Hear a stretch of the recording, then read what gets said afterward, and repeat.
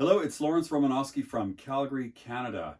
And for this video, I wanted to have a little bit of fun with some classic car values and historic price points that these vehicles could be bought at. A friend of mine gave me a link to a 300 car barn find or warehouse find collection. And in it, there was a Bizzarini. Well, I'll flash a link to that story. There was a Bizzarini race car and a whole bunch of other valuable cars. And then we had a discussion as to, well, providing he's bought these 40 years ago and hung on to them, what would the rate of return on that be? And are you better off buying old cars than putting your money in the stock market? Okay, so that was just kind of a fun topic. And so what I did is, well, I went into my road and track collection and I just randomly selected a bunch of magazines from 1960 to around 1980, and then I did a little bit of work on just recording the price of cars over the years. And so then I thought that what we could do is look at some classified ads from these road and tracks and then figure out whether buying these cars would have been a good investment, how that relates to the rate of inflation, and what you could get in the stock market, and perhaps using the past as a predictor of the future, and what conclusions can we come to when it comes to buying cars as investments. All right, so I'll flash this. I'll give you a still of this, but basically this is from my road and track collection in US dollars of the vehicle prices from about 1950 to 2020.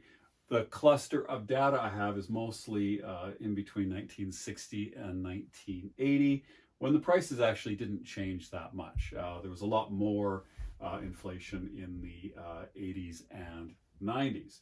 Well, we can see here that a VW Bug would have started out around $1,600 in 1960. A decade later it was $2,400, and then now the equivalent type of car might be $25,000, or about 10 times the value from the mid-70s to 2020. Honda Civic would have come out at a couple $1,000, and now the equivalent car, again we're talking US dollars, might be $20,000.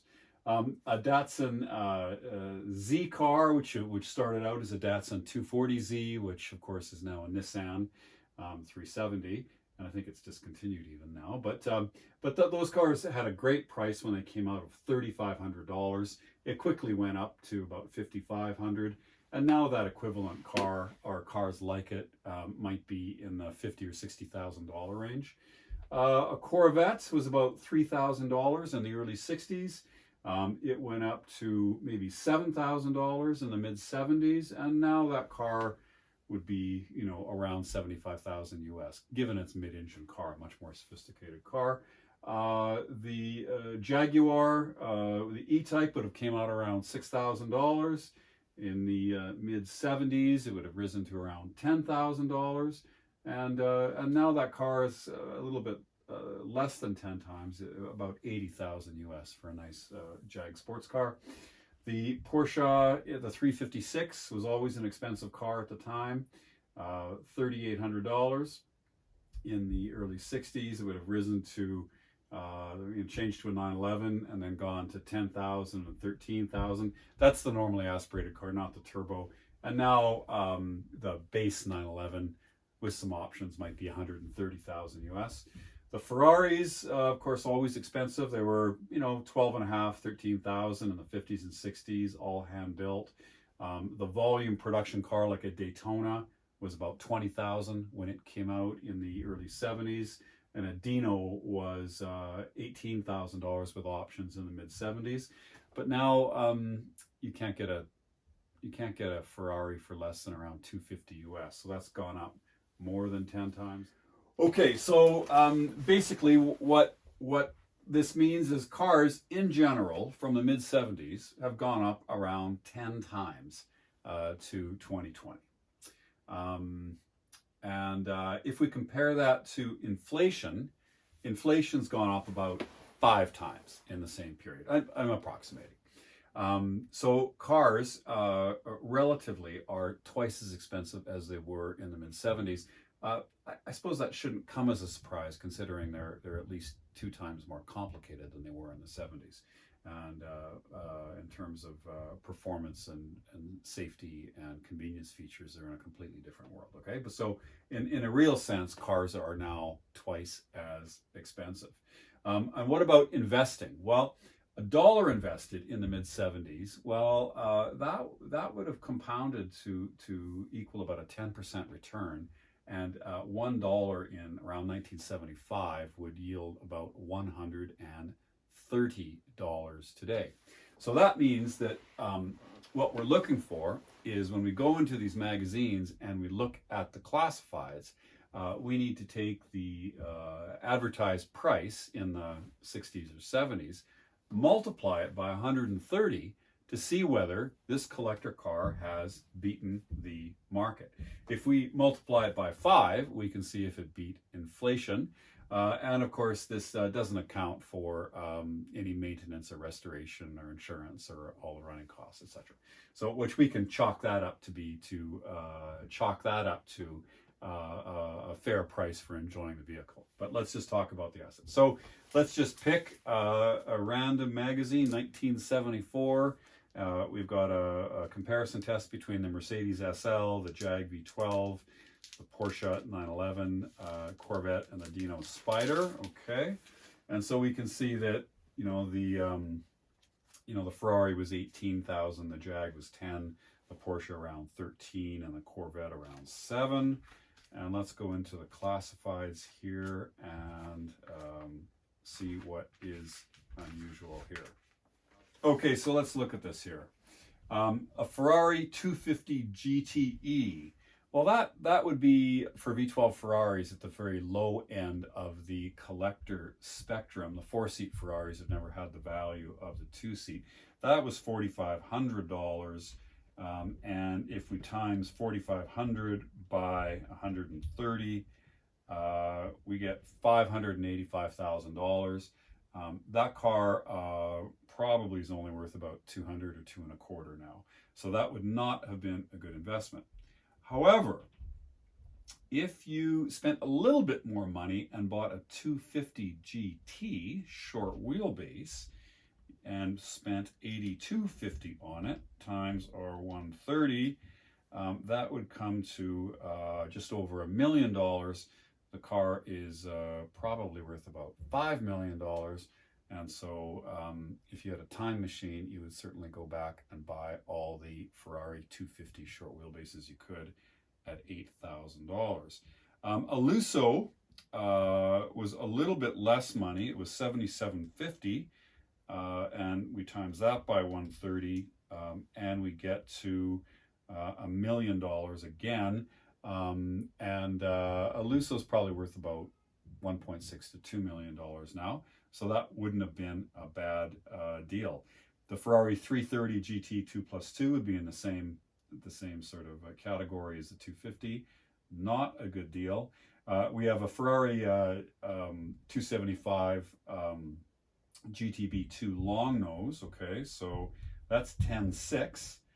10.6 times 130 is 1.4 million, and the car is worth 2 million. So limited production 2-seat racing type or high performance Ferraris definitely would have beat the market. I suppose there's no surprise there. What's interesting though is that if you applied that to the 4-seat versions, it just wouldn't work. And other exotica, Maserati 3500 GT is here for 3,600. 3,600 times 130 is 468. Well, it's not quite worth that. It's maybe only worth about 200 or 300. Okay, so let's go to a 1961 Road and Track and see what's in here. Well, we've got a 1929 Bentley 6.5 liter. For 695 pounds. I'd have to check my British pound to US dollar conversion in the 70s, but I think it's around 3 or 4. So let's just pretend it's 4 for argument's sake. That's around 2,800 US dollars, and 2,800 US dollars, and we're going to times that by well, let's use the same number, 130, and we get to $364,000. Well, that car's worth several million. So blower pre-war Bentleys in the 70s were definitely beating the market by a considerable amount. I have to go recheck that pound to US dollar conversion, but I think it's something like that. Ferrari race car, a Super Monza for $7,500, and times that, and we get to about $1 million. Well, these 2-seat racing Ferraris, V12 racing Ferraris, are worth 8 to 10 million or something. So we're like 10 times the market on those. So again, we understand that vintage Ferraris were a good investment. A 1954 Mercedes-Benz 300S. That's the big touring S-Class Mercedes of the early 50s. Lovely car, expensive to maintain. And that was $4,000. That comes to 520. Well, they're worth 5 or 6 or 700,000 US. So you would have got your return there. A pre-war Mercedes 500K. That was 8,000. And that's $1 million. And those cars are anywhere from 5 to 15 million. So the pre-war SSK, that's the fantastic swoopy 2-seat supercharged Mercedes. Those were very cheap in the 60s and 70s. And Mercedes SLs, that's the Gullwing or the convertible. They bring usually between about 900 and maybe 1.2 or 1.3 million, and we've got them for 6,495, 6,500 here. So what does that equate to? 845,000. So again, you're just beating the market a little bit with those, but the pre-war SSKs would have been much better. All right, and then we've got some 356s, 3450. That's expensive back in the day.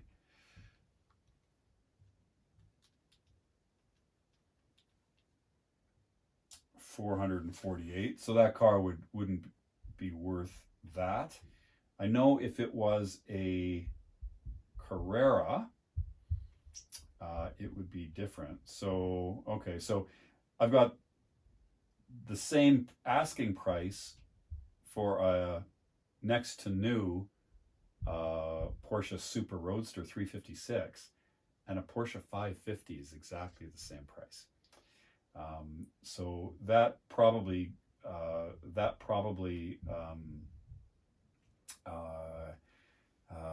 price is probably low in period just because of the complexity of the 4-cam roller bearing engine. But a Porsche 550, any Porsche 550 is worth $3, $4, $5, $6 million, and that would be again another 10 times what you'd earn in the market. $3,500, yes, that's $500,000, and the car is probably worth like I said, 5 million. Okay, so that would be a stellar buy if you had the foresight to get an old racing car instead of a brand new Porsche. Okay, and then I have another RS Spider for $2,600 without the engine, and a Rolls-Royce Phantom 2 would be $3,900. So again, that's about 600,000 US, but that car's only worth about half of that. Okay, so anyway, that's what we take from our 1961 version. And let's just randomly pick this one here. And this is January 1971. This is kind of funny because there's a mid-engine Corvette that they're predicting. This is the new Corvette. It's fairly definitive. And of course, it is 50 years later that they finally actually done that. Just as an aside, many times at the auto shows that I've worked, I get people coming up to me and saying, well, do you know about this? Motor Trend said that they're going to have this new Porsche or whatever. And I said, no, I haven't heard about it. And then they look at me with absolute disgust that, you know, I'm just some clown who, you know, doesn't follow cars and doesn't do my homework. And surely if Motor Trend published it, it must be coming. The reality is that, you know, a lot of the stuff in the magazines never does appear. And here is an example of a mid-engine Corvette from 1971 that never got made. It looks pretty good, actually. But that's how long that's been on the drawing board. Okay, so let's go and look at the classifieds here and see what we see.